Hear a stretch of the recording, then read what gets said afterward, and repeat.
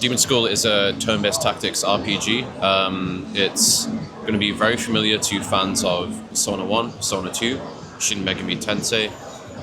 The turn-based combat in question is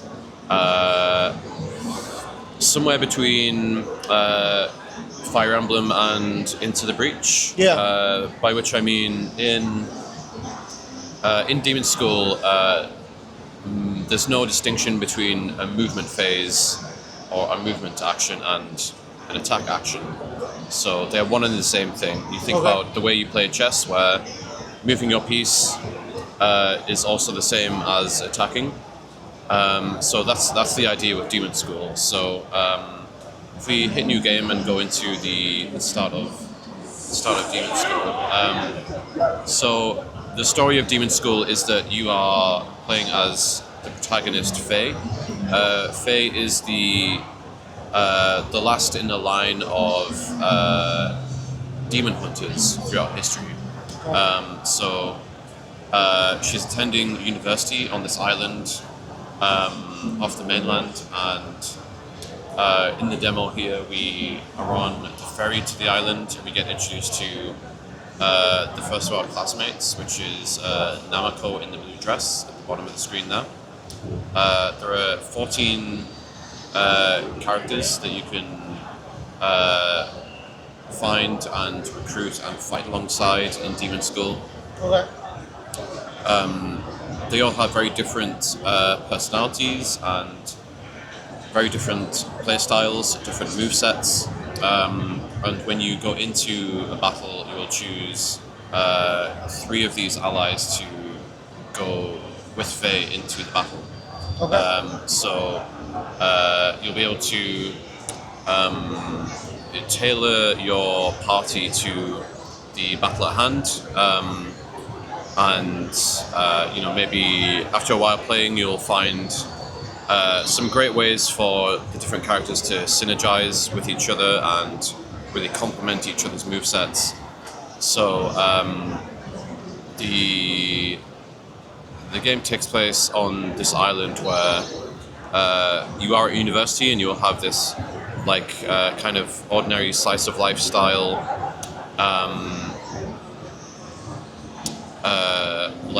day to day of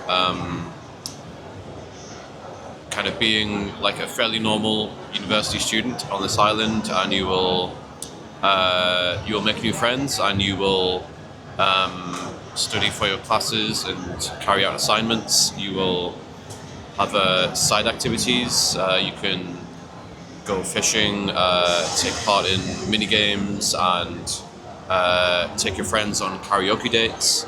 There's a relationship mechanic where you can build up your relationship level with the other characters in the cast. Okay. And the game takes place. You'll see that the time of day changes, similar to in the Persona games. Morning turns into afternoon, which turns into evening and night, and the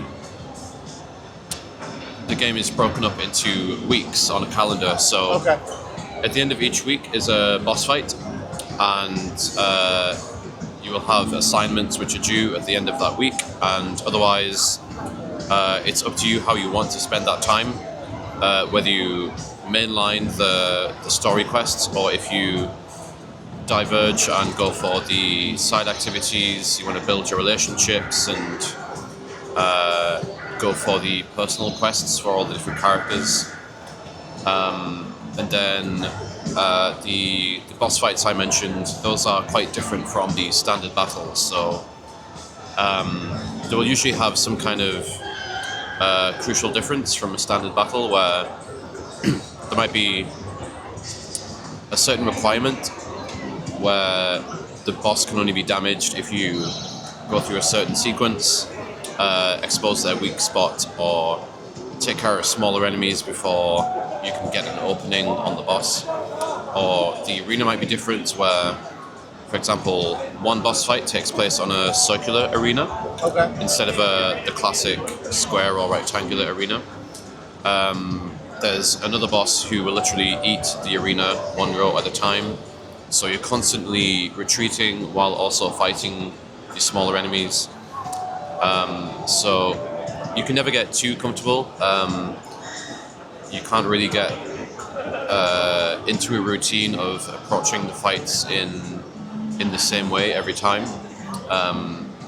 As you progress through the game, you'll find enemies that behave differently, have different kinds of attacks. So the old tactics don't necessarily work every time. At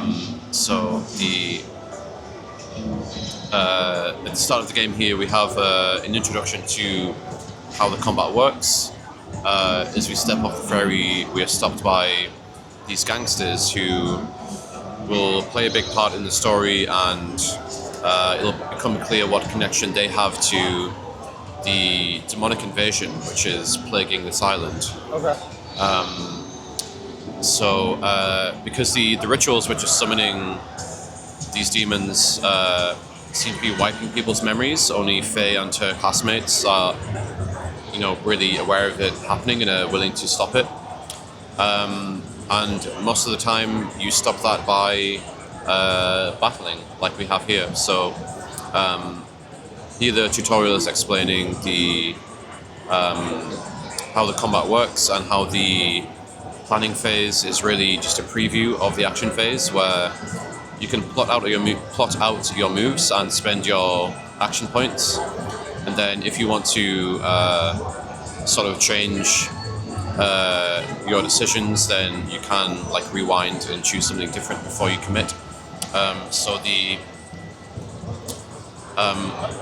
characters, your team has a shared AP pool for all the characters in the bottom left of the screen there. So you can divide those however you like between the characters, and then the range of possible movements are displayed on this screen here. So the blue squares are side steps, and those are free. They cost 0 AP. Because much like chess pieces, your characters can only move in certain directions at certain angles. So being able to sidestep for free is a great way of still making the game feel flexible enough for the player. So Namako, our first classmate here, is naturally a very anxious person who's a bit of an unwilling participant at first in Faye's very aggressive approach to the world around her. Faye is a damage dealer. Namako, however, is more of a utility character who can move through characters and stun them, and also pull them back one tile. And being able to push and pull enemies is really key to doing well in Demonschool's battles, because quite often you'll be able to score multiple kills in one move, or just set yourself up for success on the next turn by bunching enemies together or arranging them into a straight line so that you can create this knock-on damage. If you push one enemy into another enemy, it causes damage to both of them. Okay. And if you push one enemy into an ally, then you create a combo where the two characters will team up and their portraits will slide in from the side of the screen, kind of anime style, and they will combo to create an insta-kill, basically, on that enemy. So here we have Namako sidestepping, and she will then go to that character at her diagonal, kind of in front and to the left of Namako. That's it. And then we've got enemies lining up here for Faye. So here we have the rewind mechanic, where, because we're still in the planning phase, you can rewind and you get a refund on the AP, and you kind of go back one step in time, and then you can choose something different before you commit. So here we have Faye is going to sidestep to her right and then get into that straight line and can kill both enemies in one move. So when you do things in battle, you charge your special meter. So you see Faye's portrait says special, so hers is ready.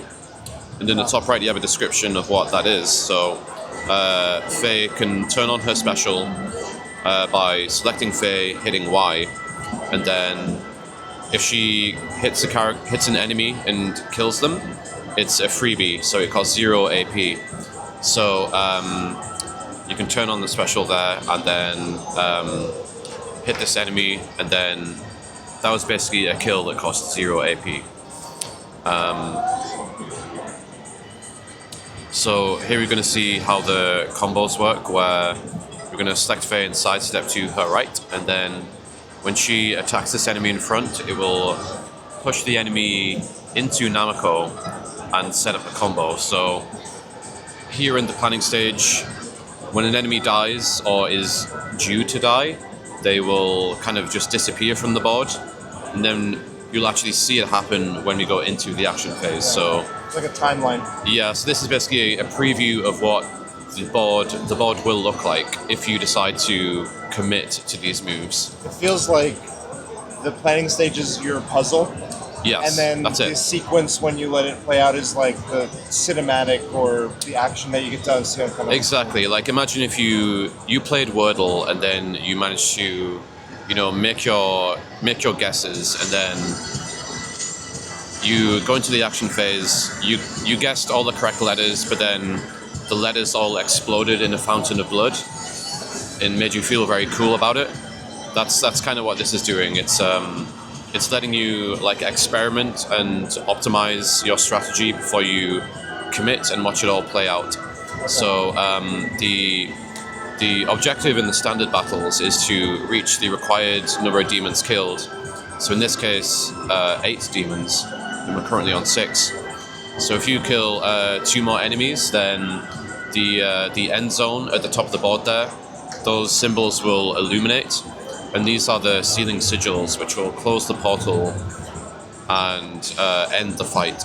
So Namako's got her special here with this area of effect. If we can figure out a way to deal damage to 2 more enemies, Faye's already in line for that. And then if we move Namako, because we've got a few more AP to spend, move Namako 1 tile forward onto that end zone with the red symbols. You'll see what happens then. We get Namako ready to seal, and instead of action, that prompt in the bottom right of the screen now says seal. So if you hold Y to go into the next phase, we have all this playing out.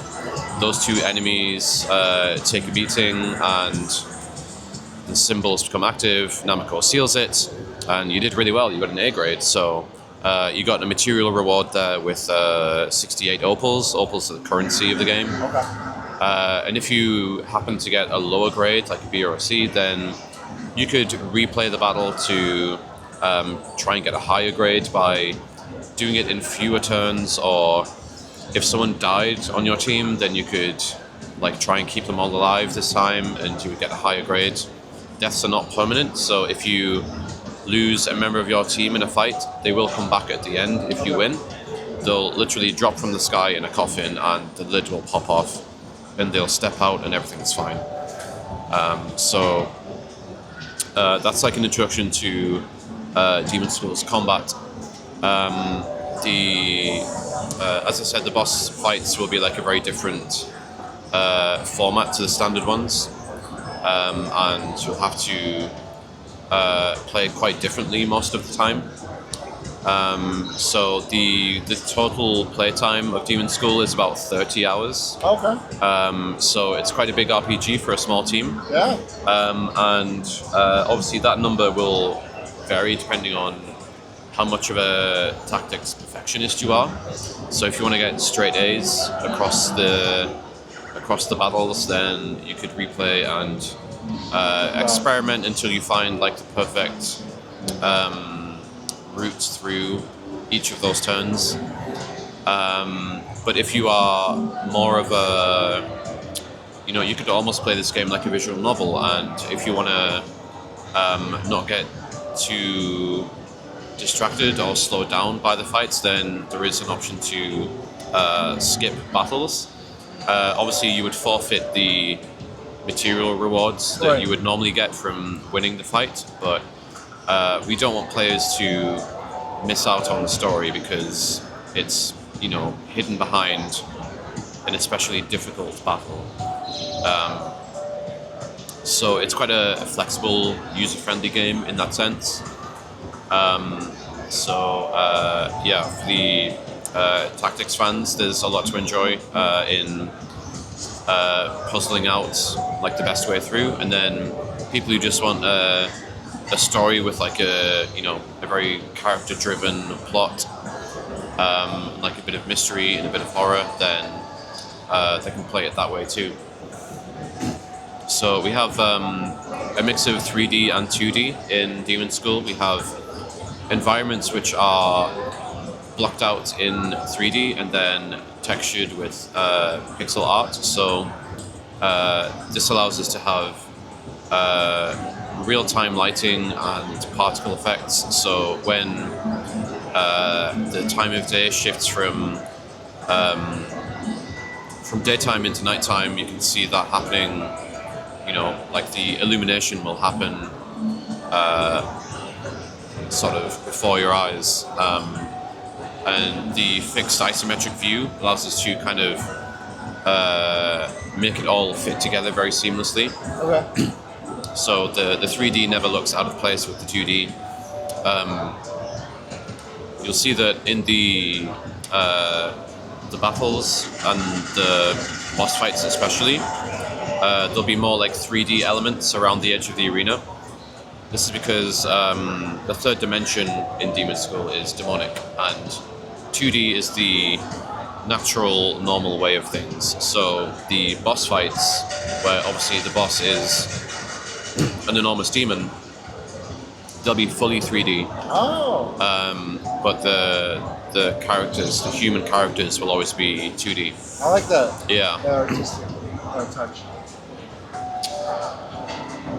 What's been like the biggest kind of unexpected space where you're like, we didn't think we'd go this direction with an aspect of the game that you feel like you can speak to? So one of the latest things that's kind of been implemented into the game is a lot of the side content where like obviously the main story created like the skeleton of the game, and then there are like a lot of ideas which like were always nice to have but weren't necessarily a priority, but luckily the game does now have a lot of like nice features which flesh out the world and make it feel a bit more lived in, a bit more complete. So there are things like one of Necrosoft's early games was a game called Oh Dear, where you are, it's kind of like a retro arcade racer where you were driving like a family station wagon down a highway and plowing through these long lines of deer out on the highway to like rack up a score. And the entirety of this game is playable inside Demonschool in one of the arcade machines. So things like that, like they're not like essential to the plot or the world building, but they do make the place feel more lived in because it's a university with students and it's an island where people live. So if you had an apocalypse happening but there was no one around, you would think, well, what's at stake here, because there are no like ordinary people who we need to protect from this cataclysm. So yeah, there are things like that which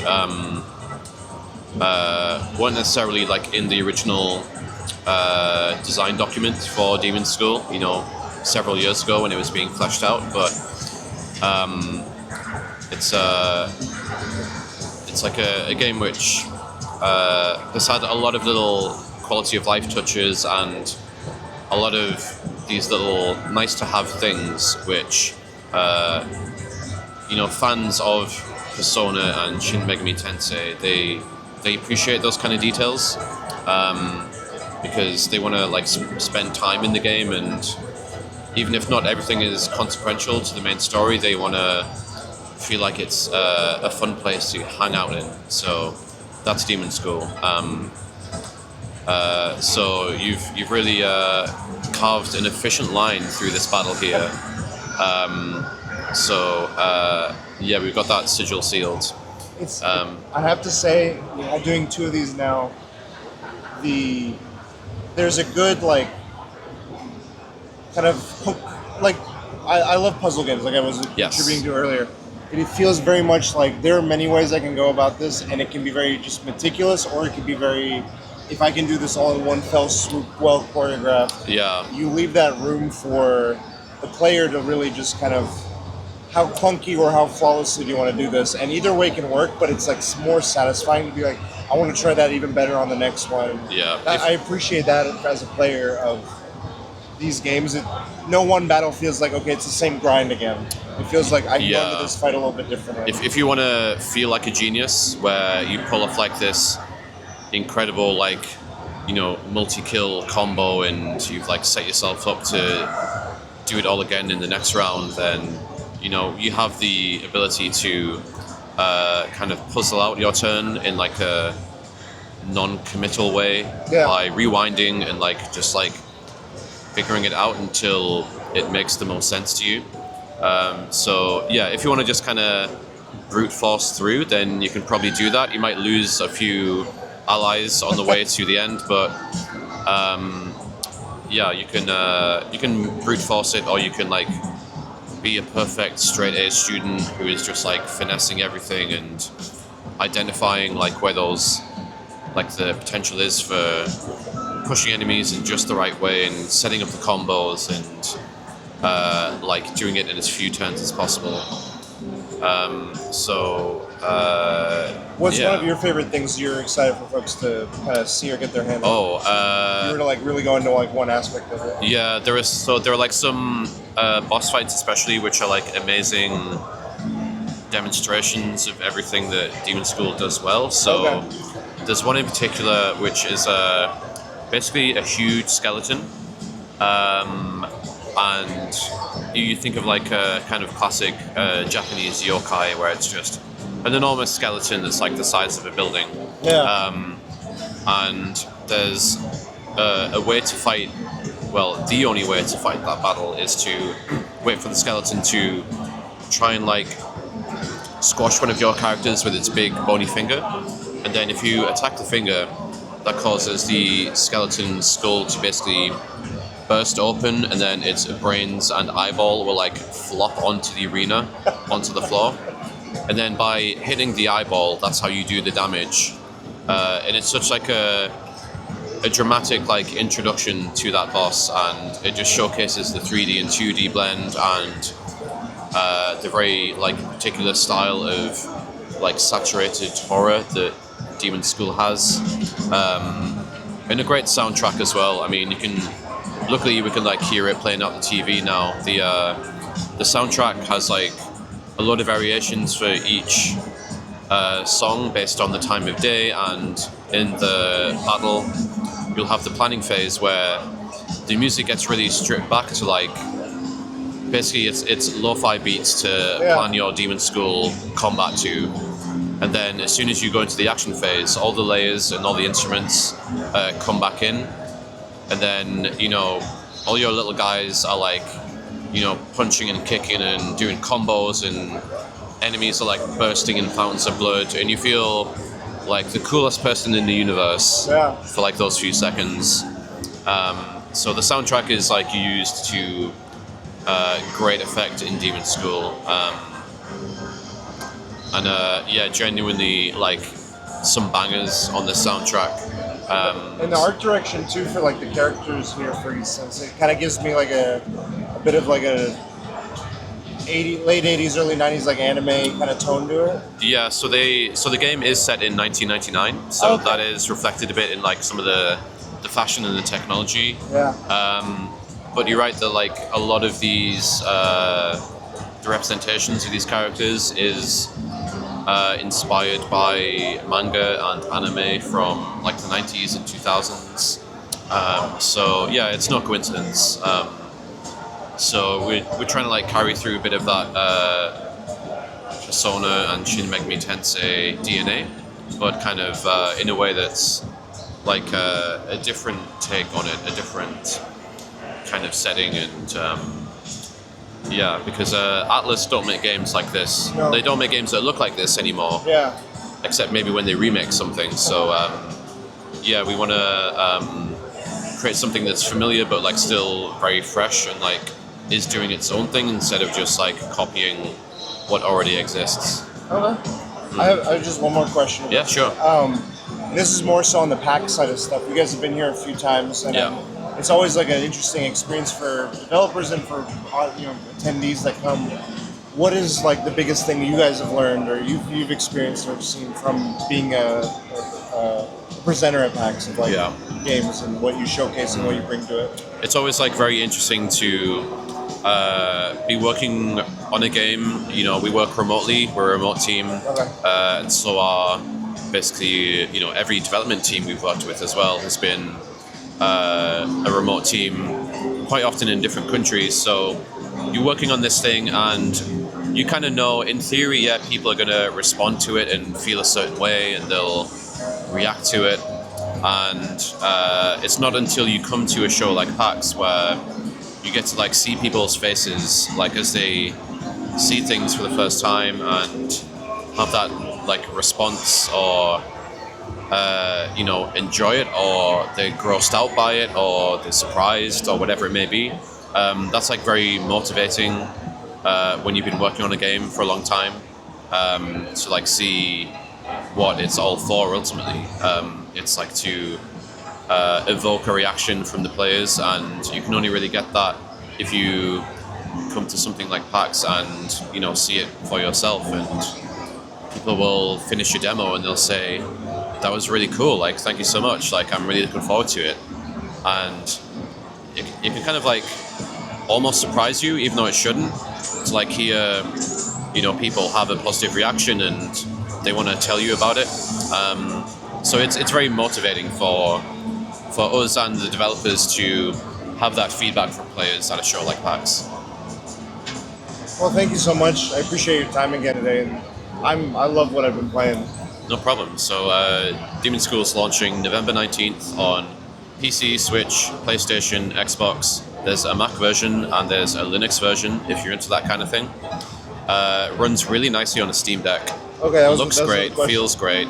It's a great game to like play while you're traveling. You can play it in bite-sized chunks, a couple days, or just a single battle at a time, and then put it down and pick it up later.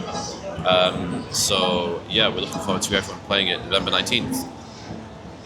Thank you. You're very welcome.